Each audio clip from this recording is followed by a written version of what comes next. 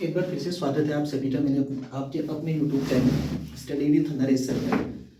तो दोस्तों, कई बच्चों के द्वारा कमेंट किया जा रहा है कि सर हमें प्लांट तो क्वांटम सिद्धांत एक बार फिर से समझाइए। तो प्लांट के क्वांटम सिद्धांत को समझाने के लिए मैं एक बार फिर से आप सभी लोगों के सामने उपस्थित हुआ हूँ। तो प्लांट के क्वांटम सिद्धांत के बारे में सीखने से पहले हमें दो साइंटिस्टों के बारे में और सीखना है। उनमें से पहले जो साइंटिस्ट थे वो साइंटिस्ट थे हाइजेंस। उनमें से जो पहले साइंटिस्ट थे उनका नाम था हाइजेंस। फिर दूसरे जो साइंटिस्ट आए उनका नाम था मैक्सवेल। हालांकि इनके बीच में और भी साइंटिस्ट आए, फिलहाल मैं इन दोनों की ही बारे में बात करता हूँ, हाइजेंस और मैक्सवेल के बारे में।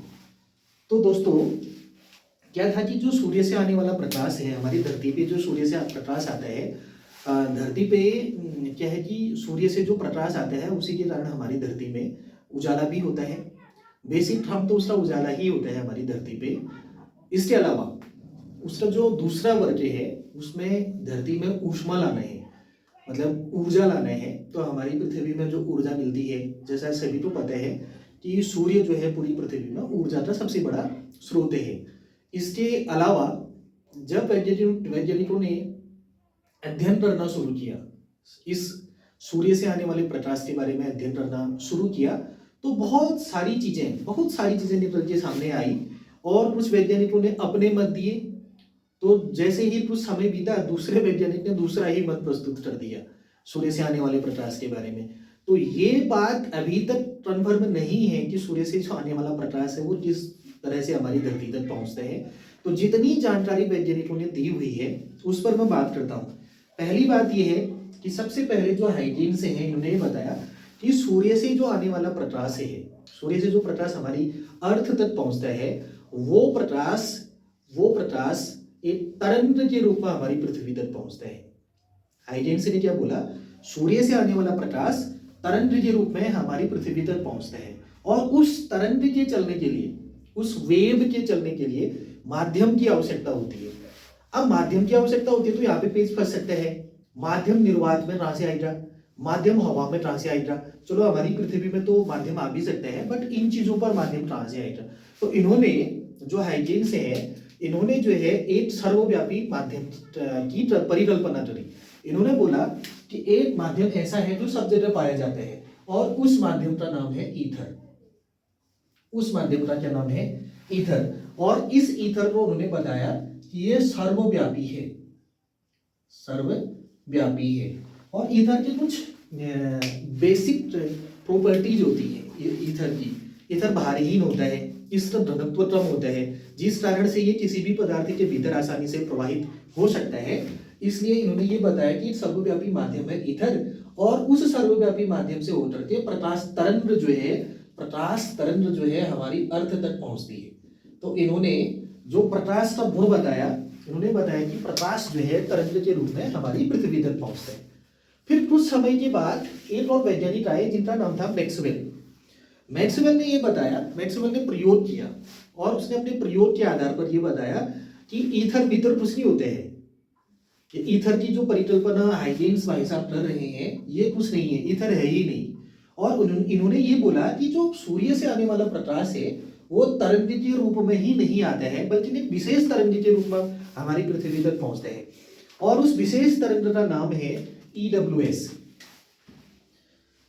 उसका नाम है विद्युत चुंबकीय तरंग। तो मैक्सवेल ने ये बताया कि प्रकाश जो है एक विद्युत चुंबकीय तरंग है, अर्थात जब प्रकाश चलता है तो जिस दिशा में चल रहा होता है उस दिशा के, मतलब जिस दिशा में चल रहा है उस दिशा में, ठीक है, उस दिशा में, यानी तरंग संचरण की जो दिशा है उस दिशा में एक तरफ चुंबकीय क्षेत्र के कंपन और दूसरी तरफ विद्युत क्षेत्र के कंपन उत्पन्न करता हुआ चलता है। ये विशेष बात बता दी इन्होंने। जैसे हम 3 डायमेंशनल शेप इस तरीके से बना सकते हैं। ये तरंग संचरण की दिशा है, तरंग संचरण की दिशा, अर्थात तरंग संचरण की दिशा का मतलब क्या हुआ कि जो प्रकाश तरंग है वो इस दिशा में चल रही है, इस दिशा में अगर प्रकाश तरंग चल रही है तो इस तरफ मान लीजिए विद्युत क्षेत्र है और इस तरफ चुंबकीय क्षेत्र है। तो प्रकाश जब चलता है, प्रकाश तरंग जब चलती है तो उसके चलने का तरीका ये होता है, ये मैक्सवेल भाई साहब के अनुसार उसके चलने का तरीका ये होना चाहिए। अभी ऊपर से चल रही है तो ये इस तरफ विद्युत क्षेत्र विद्युत क्षेत्र विद्युत क्षेत्र विद्युत क्षेत्र उत्पन्न करती है। और दूसरी तरफ का मामला ये है, ये जो जब दूसरी तरफ चलती है तो दूसरी तरफ ये चुंबकीय क्षेत्र उत्पन्न करती है इस तरीके से। तो ये बात बताई थी किसने? मैक्सवेल ने ये बोला कि जब प्रकाश तरंग चलती है तो तरंग संचरण की दिशा के लंबवत तल में विद्युत क्षेत्र तथा चुंबकीय क्षेत्र के कंपनों को उत्पन्न करते हुए आगे बढ़ती है।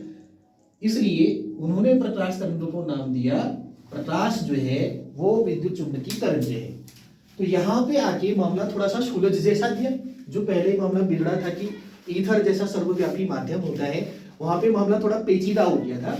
तो इन्होंने मैक्सवेल ने इस सर्वव्यापी माध्यम ईथर को नकार दिया और बोला कि जो प्रकाश है वो एक विद्युत चुंबकीय तरंग है, जो एक तरफ विद्युत क्षेत्र उत्पन्न करती है और दूसरी तरफ चुंबकीय क्षेत्र उत्पन्न करती है और फिर प्रकाश तरंग आगे बढ़ती है।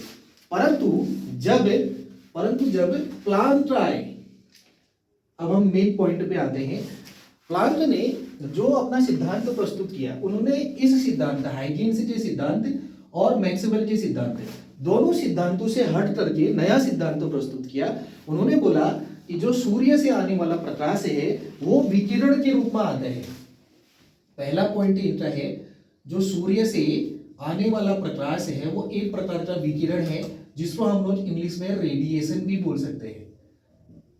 वो एक प्रकार का क्या है? विकिरण है। ठीक है, वो विकिरण अपने साथ उन्होंने बड़ी विशेष बात कही जो बड़ी मुश्किल से समझ में आती है।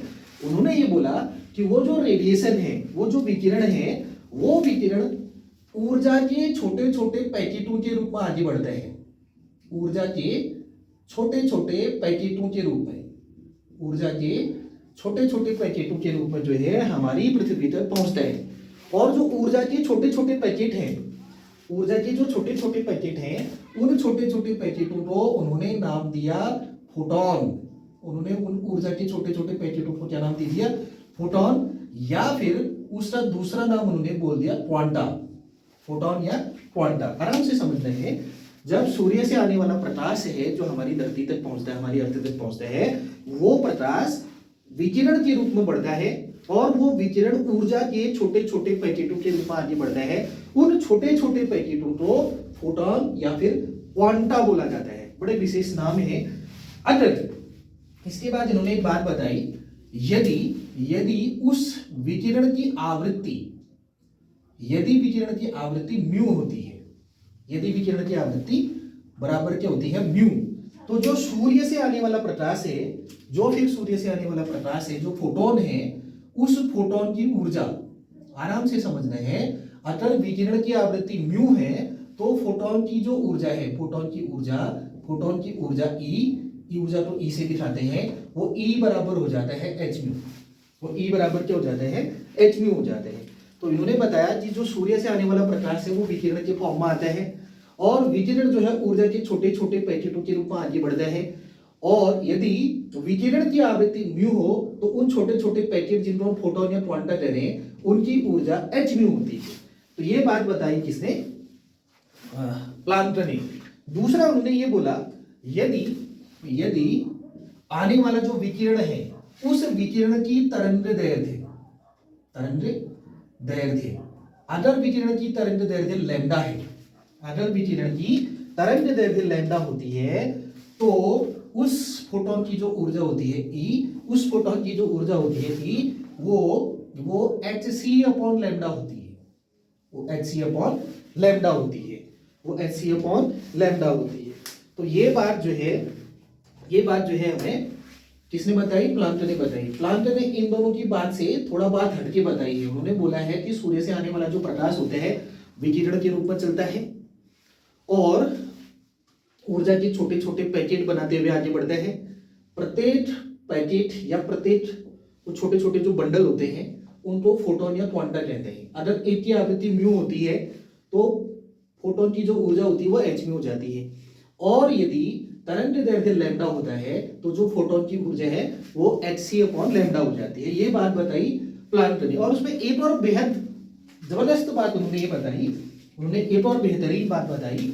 वो बात ये है जो उन्होंने अगली बात बताई कि जो फोटोन होते हैं उसकी ऊर्जा, फोटोन की जो ऊर्जा होती है वो हमेशा एच म्यू के पूर्ण गुणजों के रूप में होती है।